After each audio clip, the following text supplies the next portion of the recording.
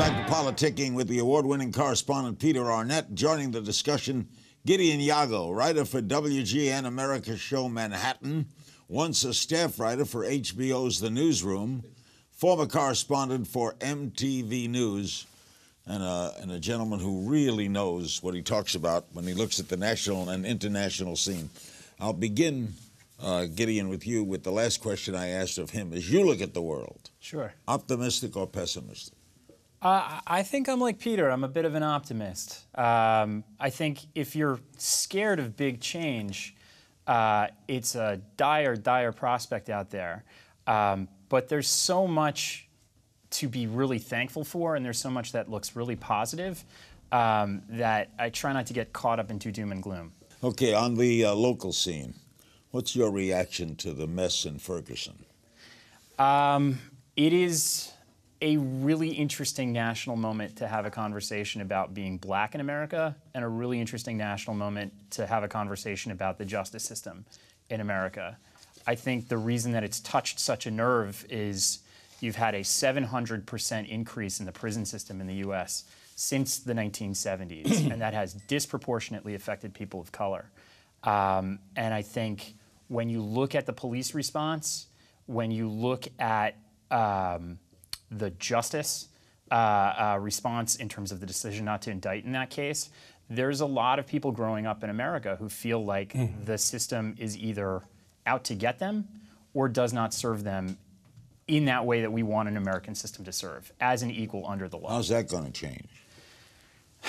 Well, one would hope that with broader conversations like this, you have new conversations about policing tactics. The president came out and said the notion of, to the tune of about $54 million was, I think, what he quoted on, putting body cameras on rank-and-file police, just so that you have recordable incidents in interactions like the one that took place with Mike Brown in Ferguson, that could change the game, that could build more evidence, that could even function on a, we'd know more, and people would be disinclined to act on impulse. Not saying that was... It is yet another example, Larry, of the racial divide in America. The issue is how deep is it? And I think the idea that maybe a national conversation that Obama could lead would help better understanding of it. But this is a problem very deeply rooted. Deeply rooted. Because of the internet, Americans have more access to information than ever before, right? Sure.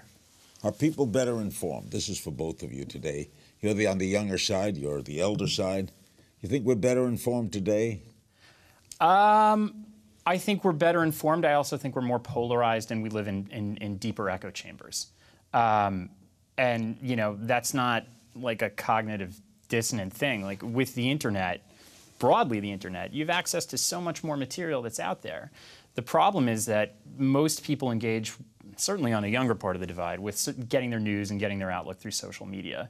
And social media is just a great place for polarizing echo chambers. But anyone's a journalist today, right? Yeah, which isn't necessarily a bad thing, because you've had some super effective, disruptive new media outlets. Pierre Omidyar, who started eBay, has funded The Intercept. That's fantastic. You've got some fine people in New York at Vocative who are literally using robots. This technology of predicated algorithms from the 2600 unit of the Israeli military to go out and scour the deep web and essentially create what used to be wire systems, which the more conventional news media has shut down. Now you've gone from the old to the new. What do you make of it? I think it's a huge blur that the public faces every day. I get up, I start looking at I'm a traditionalist. I read the New York Times, on the web, the Washington Post. I read it in the paper. Oh, you read it in the paper? Okay, yes. Well, there you go. You're really old-fashioned. But beyond that, it's a blur, and I'll tell you why. There's so many different opinions associated with everything that's happening. The New York Times, for example, invites people to comment on its stories. So you have what I feel is a well-written story from, say, the Middle East. Some would say the Israeli-Palestinian conflict. There'll be 300 comments, some of them vitriolic and brutal. By the time you've read those comments, the work that reporter did after a week or so of interviews to put together a narrative of what's going on is confusing, because you've got all these people saying that's rubbish or it's perfect. And it's just not me saying it. I mean, there are those within the industry who feel we've got to somehow slam the gates and protect the professionalism that trained reporters put into the work they're doing. Would you ever buy into a nationalized news service? If there was like an American BBC, would you watch it? Would you endorse it? Or would you just think of that as a mouthpiece? PBS right now, which I try to watch when I can. But I don't think America needs that. The news organizations are, I think, all too willing to listen to the critics. Okay, let the critics speak, but also protect your own people and allow them to function in their job without being, victimized within the website the stories appearing. I want to get to some other areas. The award-winning journalist Sharyl Attkisson worked for CBS News and CNN. She guested here last week. Her new book, Stonewalled, is a bestseller, accusing the Obama administration of spinning and secrecy, describing the media having lost its mojo. Here's a little of what she said, and then I want your reaction. Your book is scathing about the state of American journalism. You consider all, because it's, when we say the American media, are you talking about MSNBC or Fox or CNN or the New York Times or the National Review? Everything's the American media. So who are you talking about? I think there's a culture of journalism across the board that doesn't apply individually to every single person, of course, but a general cultural change that's occurred, whereby we are too often going along with powers that be, whether they're corporate interests or political interests or other special interests. We're too swayed by the propaganda campaigns, by the social media, by the pushback, and there's much less appetite to get out there and do great original and investigative journalism. That's been something I've commiserated with other investigative reporters about for a couple of years at conferences. It's true in local news, it's true in print, and it's true at the other networks. So I think there's a big cultural change that's happening. Respond? I mean, I think she's absolutely right. I think it's not a great time for investigative journalism in America. I think we're still reeling from a lot of what has been the death of the traditional newspaper and the traditional newspaper structure.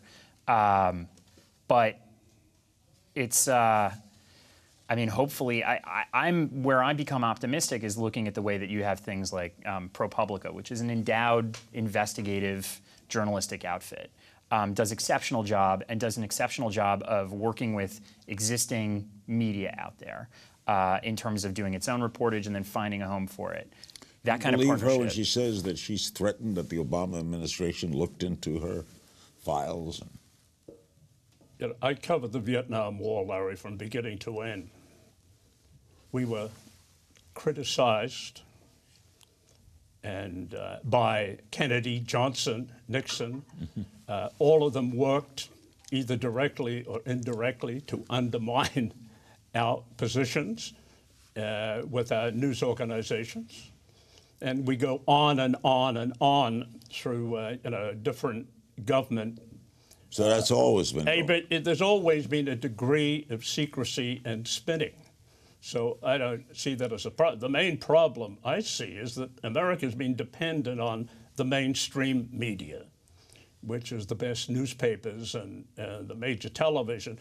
And Americans still get their information from those news sources primarily.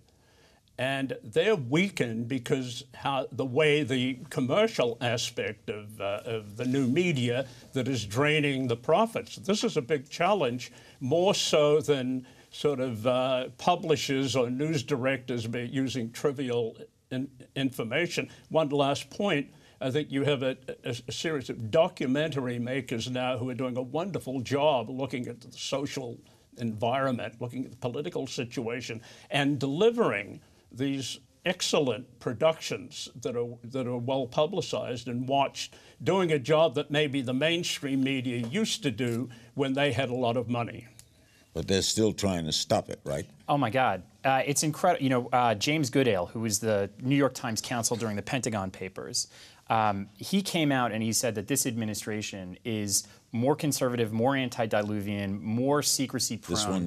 This one now than even the Bush administration in terms of the chill and the freeze in terms of the works with journalists. They used the Espionage Act to go after whistleblowers, things that we need to expose fraud and waste. Unfortunately, they're also sort of really circumventing traditional media themselves. And one more point. I think that I'm not defending the Obama administration, but considering the 24/7 attacks that the Obama administration is facing from the Republicans day and night, part of it is just trying to maintain, an environment of action within the White House. Chuck Todd, I will say, just to answer that, though, whether or not it's political, they went after the AP and used they violated electronic surveillance rules to basically come into the AP and try and find out who was leaking to the AP in ways that violated people's due protections and rights. And that had nothing to do with Republicans. That was going into other people's shops. Ends justifying means. Chuck Todd, the moderator of Meet the Press and NBC News political director, was with me. I asked him about the Obama administration and the media. Watch. You covered the White House. You, of course, were the senior White House correspondent. This White House, is it more secretive than others, the staff, the chiefs, the people working in, than previous? It's more, yes, I would say it's more secretive. You want to use secretive, I would say more insular. But you know what? When it comes to media management, I always say this is a bipartisan trend. Each presidency basically takes whatever the maximum the previous one got away with when it comes to press management or access, and then tries to grab a little bit more turf in each one. And each one has a new tool to give them the easier access to grab that turf. In the president's case, it's social media. They're doing their own newscasts, things like that. I think the next administration, regardless of Republican or Democrat, will use whatever maximum way the Obamas were able to do it, and then they'll take it farther. And I think that's why we as a press corps have to keep pushing back. How terrifying is that? I mean, what a terrible trend does that set up? It's a real argument, if you ask me, for the need to rewrite new shield laws for journalists that allow them to maintain the privacy of their sources, and that also protect whistleblowers who do want to reach out and do want to aid journalists in terms of exposing fraud, waste, and corruption. How many other Edward Snowdens are sitting around looking at information control to the degree you say that it's happening and planning their own revelations? So I think the government, this is the democratic system, but also the press, we don't have any real weapons. The Constitution says a free press. But for example, covering a war, the Pentagon is not required to let reporters go out with the troops. It's sort of a tradition that developed over the years. So a lot of what we would hope to get from government is not going to be willingly given. And I think Chuck Todd's commentary is on the ball about the basic struggle between governments trying to contain information flow that they feel is dangerous and journalists trying to tap into that. Why did you leave the news business? I got a little cynical after the Iraq War. It was a big part of, I was very young when I started working, and 9/11 and the Iraq War were really these sort of two major events that defined a lot of the work that I was doing. And I felt that the nature of the discussion that was taking place in the United States versus the reality of what I was seeing on the ground and the conversations that I was having with either uniformed American military or Iraqi civilians was so out of whack that it was like, standing in front of an ocean and telling it not to rise. It was a really disruptive time for the news business, and I thought if there was a way to connect to other people and tell stories that were informative and interesting and open up people to the world around them, might as well give it a shot. The rest has been hanging on for dear life. Thank you both very much. Great having you with us. Thank you. Thank you. Peter Arnett, Gideon Yago, and thanks to you for joining me on PoliticKIng. Remember, I want to hear from you. You can join the conversation on my Facebook page. Share your thoughts on Twitter by tweeting at King's Things using the PoliticKIng hashtag. That's all. for this week's PoliticKIng.